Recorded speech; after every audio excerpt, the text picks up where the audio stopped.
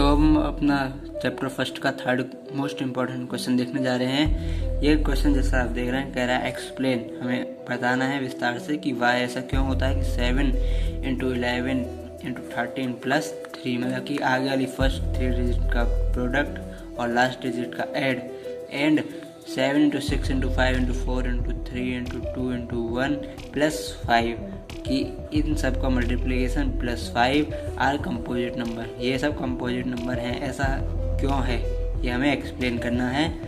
और ये क्वेश्चन जो आप देख रहे हैं ये एक्सरसाइज 1.2 NCERT का क्वेश्चन नंबर 6 है। तो अब हम इस क्वेश्चन का सॉल्यूशन देखने जा रहे हैं। सॉल्यूशन देखेंगे। सबसे पहले मैं आपको ये बताना चाहूँगा कंपोजिट नंबर होते क्या है। नंबर्स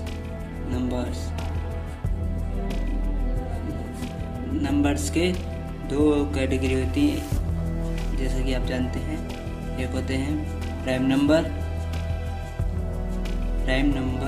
एक होते हैं कंपोजिट नंबर।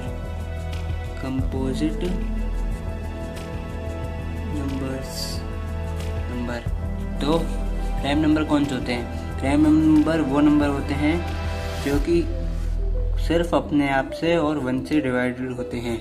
तो हम यहाँ लिखेंगे बाई किससे डिवाइड हो जाते हैं? 1 और इटसेल्फ से जो डिवाइड होते हैं वो हमारे प्राइम नंबर होते हैं। और सेकंड रह गए कंपोजिट नंबर जो कि 1 से और औरों से 1 से अपने आप से और औरों से डिवाइड हो जाए, वो हमारे कंपोजिट नंबर होंगे।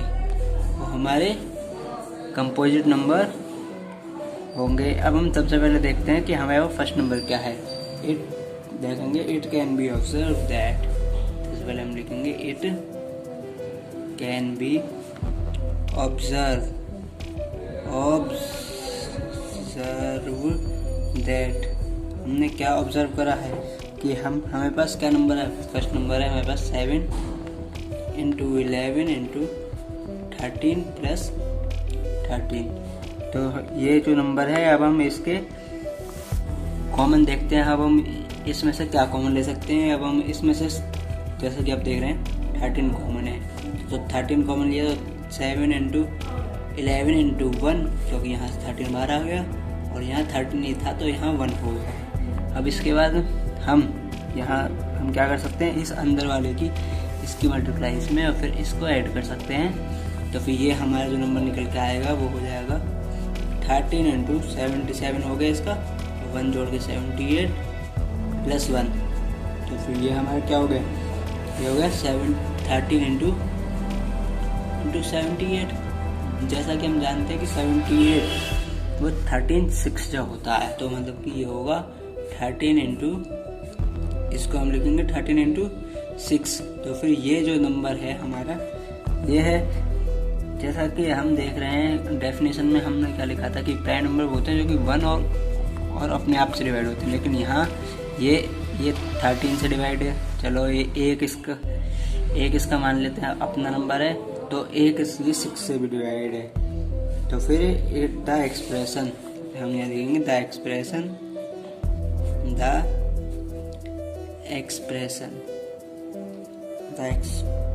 देखा हैज, इसके हैं हैज 2 फैक्टर्स। और वो फैक्टर कौन कौन से हैं? वो फैक्टर्स आर 13 and 6। तो उस एक्सप्रेशन के 2 फैक्टर हैं, पहला हो गया 13 और दूसरा हो गया 6। इस एक्सप्रेशन के 2 फैक्टर हैं 13 और 6। तो हम इससे क्या हमें पता लगता है? So it is a composite number, ये कंपोजिट नंबर है। और अब आते हैं नेक्स्ट एक्सप्रेशन पे। हम सबसे पहले यहाँ डालें next expression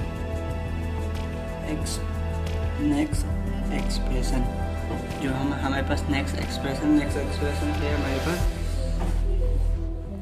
7 into 6 into 5 into 4 into 3 into 2 into 1 plus के 5। ये हमारी नेक्स्ट एक्सप्रेशन है। तो फिर इस एक्सप्रेशन में से हम क्या कॉमन ले सकते हैं? इस एक्सप्रेशन में से हम 5 कॉमन लेंगे। 5 कॉमन लेने से हो जाएगा 6 into 7 into 6 into 1 into 4 into 3 into 2 into 1 plus का 1।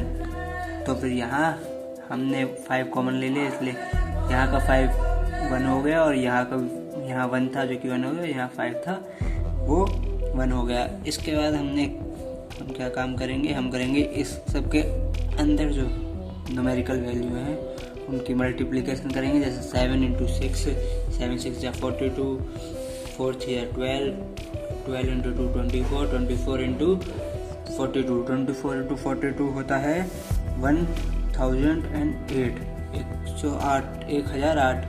1008 हो गया। और फिर यहाँ है +1, यहाँ हो गया 1008 और यहाँ है हमारा प्लस का 1। तो फिर इसके बाद ये हमारा जो नंबर बना वो क्या बना? वो हुआ 5 into 1009। तो फिर यहाँ ये हो गया 5 into 1009, क्योंकि इसको हम जैसे हमने ऊपर न्यूमेरिकल में 78 को डिसोसिएट करके या फैक्टराइज करके 13 into 6 लिख दिया था, यहाँ हम इसको ऐसे लिख नहीं सकते, इसलिए हम इसे यहाँ सीधे लिख देंगे 5 into 1009। यहाँ हमने 5 into 1009 लिख दिया। तो फिर सिमिलरली ऐसे ही हम ऊपर वाले में जैसे हमने लिखा था, the expression has 2 factors, the expression have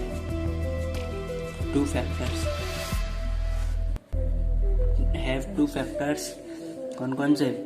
are, जो कि हैं कौन से हैं?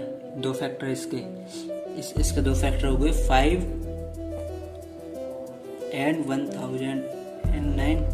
1009। इसके हमने 2 फैक्टर बता दिए, 5 और 1009। Hence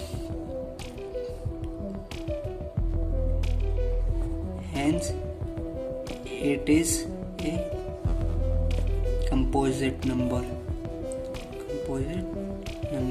तो यहाँ हमारा ये भी सेकंड वाला भी प्रूफ हो गया है कि ये भी एक कंपोजिट नंबर है। तो फिर हम इस क्वेश्चन को एक बार स्टार्टिंग से देखते हैं। इस क्वेश्चन में हमको ये बताने थे कि ये फर्स्ट नंबर जो हमें गिवन है और उससे सेकंड नंबर की एक्सप्रेशन हमें गिवन है कि क्या ये कंपोजिट नंबर हैं और कंपोजिट नंबर है तो क्यों है। सबसे पहले हमें ये बताना चाहिए नंबर 2 तरह के होते हैं, प्राइम नंबर और कंपोजिट नंबर। प्राइम नंबर वो नंबर होते हैं जैसे 1 और अपने आप के टेबल में आते हैं, जैसे कि हमारा 2 हुआ, 3 हुआ, 5 हुआ, 7 हुआ, 11 हुआ। तो ये हमारे प्राइम नंबर होते हैं और इनके अलावा जो इनकी प्रोडक्ट से बनते हैं वो हमारे कंपोजिट नंबर होते हैं। तो सबसे पहले हमारे पास जो फर्स्ट ऑब्जर्वेशन हमें दी हुई थी वो थी फर्स्ट एक्सप्रेशन हमने यहाँ लिख दी, फिर उसे यहाँ से 13 कॉमन लेकर उसे एक्सपेंड करके हमने जब देखा तो वो 13 into 6, क्योंकि यहाँ 2 फैक्टर आ रहे थे उसके, तो इसलिए 2 फैक्टर का मतलब या तो उसका एक फैक्टर 1 होना चाहिए और खुद होना चाहिए, ऐसे 2 फैक्टर हो सकते हैं, लेकिन यहाँ इसके 2 अलग अलग फैक्टर हैं।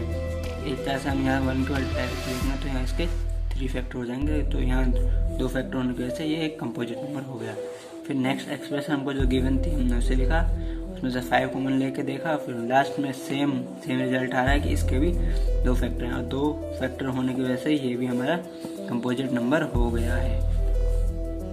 चैप्टर नंबर फर्स्ट का मोस्ट इम्पॉर्टेंट 4th क्वेश्चन देखने जा रहे हैं। 4th क्वेश्चन जैसा कि आप देख रहे हैं कि √2 को एक इरेशनल नंबर हमें प्रूव करना है। तो इरेशनल नंबर क्या होते हैं वो अब हम देखने जा रहे हैं और हम ये NCERT 1.4 थ्योरम भी है, तो ये मोस्ट इम्पॉर्टेंट क्वेश्चन है और ये आपको पेज नंबर 12 पर दिखेगा। तो अब हम इसका यहाँ पे सॉल्यूशन शुरू करने जा रहे हैं। सबसे पहले हम देखते हैं कि हमें √2 को एक इरेशनल नंबर प्रूफ करना है। तो फिर हमें जब भी किसी नंबर को इरेशनल प्रूफ करना होता है तो सबसे पहले हम उसे रेशनल मानते हैं। तो फिर late assume √2 is a rational number, is a rational number. हमने माना है √2 एक रेशनल नंबर है। तो सबसे पहले हम देखते हैं कि रेशनल नंबर की डेफिनेशन क्या होती है। रेशनल नंबर वो नंबर होते हैं जो कि R/S की फॉर्म में लिखे जा सकते हैं, मतलब कि √2 जो है उसको इस अकॉर्डिंग हमें R/S की फॉर्म में हम लिख सकते हैं। तो R/S की फॉर्म में लिखने के साथ ही यहाँ पे जो हमारी S की वैल्यू होगी S नॉट इक्वल्स टू 0, मतलब कि S हमारा 0 नहीं होना चाहिए, ये हमारी कंडीशन होती है। तो फिर इसी कंडीशन का यूज़ करते हुए हम सबसे पहले लिखेंगे √2। हमने यहाँ पे R/S को हम A/B भी लिख सकते हैं या फिर कुछ और भी लिख सकते हैं। फिर ये जो A और B हैं ये यहाँ पर को प्राइम है, where A and B are coprime. यहाँ पे A और B दो जो नंबर हमने लिए हैं ये को प्राइम है, मतलब कि ये ऐसे प्राइम नंबर है जो कि एक के बाद एक आते हैं। जैसे कि आप देखोगे फर्स्ट को प्राइम अगर आपसे कोई पूछे तो वो क्या होगा, वो होगा 2 और 3, मतलब कि एक के बाद एक प्राइम नंबर एक दूसरा प्राइम नंबर, या फिर दो प्राइम नंबर होंगे जो कि आपस में आते हों या फिर किसी भी सीक्वेंस में आते हों, वो को प्राइम कहलाते हैं, मतलब कि दो प्राइम नंबर एक साथ। फिर यहाँ पे ये जो फॉर्म बनेगी ऐसी फॉर्म बनेगी जैसा कि हम और सिंप्लीफाई ना कर सकें, क्योंकि ऊपर वाला एक प्राइम नंबर हो या एक नीचे वाला प्राइम नंबर होगा तो हम उसे और सिंप्लीफाई नहीं कर पाएंगे। तो फिर इसी कंडीशन के साथ हम देखते हैं √2 को। हमने देखा √2 एक को प्राइम है, नहीं √2 एक रेशनल नंबर हमने ले लिया है। तो सबसे पहले हम इसे यहाँ प्रोडक्ट करके हमने इसे बढ़ा दिया B√2A बना दिए। ये बस यहाँ पे सिंपल हमने मल्टीप्लिकेशन कर दी। अब हम करेंगे स्क्वायरिंग ऑफ बोथ साइड, मतलब कि हमने कर दिया स्क्वायरिंग ऑफ बोथ साइड, मतलब कि दोनों साइड हम स्क्वायरिंग कर देंगे। दोनों साइड स्क्वायर करने पे हमें क्या मिलेगा, B√2 का whole square equals to A का होल स्क्वायर। अब जब हम इसे खोलेंगे तो ये हो जाएगा B² × 2 equals to A square. तो फिर यहाँ हमने देखा कि ये दोनों ही स्क्वायर की फॉर्म में हो गए हैं। यहाँ हमने एक बात देखी है, यहाँ से हमें ये बात पता लगती है 2 डिवाइड, मतलब कि 2 डिवाइड करता है, डिवाइड्स A स्क्वायर, मतलब कि 2 जो यहाँ नंबर है वो A स्क्वायर का एक फैक्टर बनेगा, क्योंकि ये उसको डिवाइड करेगा। यहाँ पे हमने जो इक्वेशन बना ली है, अब हम इस इक्वेशन को यहाँ वाली ऊपर वाली इक्वेशन में रखेंगे और फिर देखेंगे क्या आता है। तो फिर यहाँ हमारे पास था 2B² और A की वैल्यू हमने निकाली थी 2C, क्योंकि वो उसका फैक्टर था, इसलिए हम यहाँ ऐसे लिख सकते हैं 2 × C का होल स्क्वायर। जब हम इसे 2 × C का होल स्क्वायर लिख देंगे तो ये हो जाएगा 2B² equals to 4C²। 4C² होने की वजह से हमें यहाँ क्या मिला, हमें मिला B² बराबर 2 × C का स्क्वायर। तो फिर यहाँ भी सिमिलर केस आ रहा है, यहाँ ये हो जाएगा 2 डिवाइड्स B², क्योंकि 2 यहाँ इसलिए डिवाइड कर सकता है क्योंकि 2 की C² मल्टीप्लाई होने पे वो B² बन रहा है। तो फिर यहाँ पर 2 भी उसका एक फैक्टर के रूप में आ रहा है। तो फिर हम इसके बाद देखते हैं नीचे हमने क्या देखा कि A का factor, A has a factor, A का फैक्टर है 1, क्या है वो है 2 नंबर, और B आल्सो हैज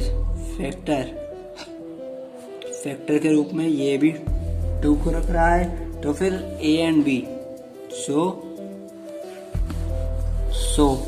क्योंकि इन दोनों का सेम फैक्टर हो गया, सो A and B have common factor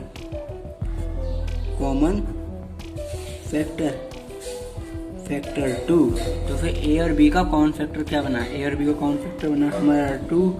A और B का जब हमारे पास कॉमन फैक्टर आ गया है तो फिर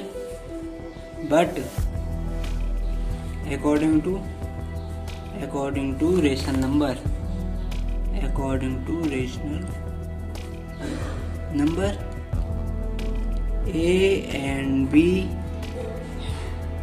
have no, उसके नहीं होने चाहिए, have no common factor, common factor नहीं होना चाहिए अदर देन, मतलब कि सिर्फ एक ही उसका कॉमन फैक्टर होना चाहिए 1। सो तो फिर यहाँ पे हमने जो लिया था √2 equals to A upon B, this is a false, this is a false statement, this is a false, ये हमारी एक फॉल्स स्टेटमेंट है। और ये जब हमारी फॉल्स स्टेटमेंट है, क्योंकि ये हमारी फॉल्स स्टेटमेंट है, सो तो हम यहाँ क्या कह सकते हैं, √2 is a irrational number, irrational number, तो हमारा √2 एक इरेशनल नंबर होगा। इससे पिछली वीडियो में हमने ऐसे ही 2 NCERT के मोस्ट इम्पॉर्टेंट क्वेश्चन, जो कि एक्सरसाइज नंबर 1.1 का क्वेश्चन नंबर 4 है, वो समझाया था, और एक और NCERT का मोस्ट इम्पॉर्टेंट क्वेश्चन NCERT का 1.2 एक्सरसाइज का क्वेश्चन नंबर 5 समझाया था। अगर आप उन दोनों को भी अच्छे से समझना चाहते हैं तो आप हमारी फर्स्ट वीडियो देख सकते हैं।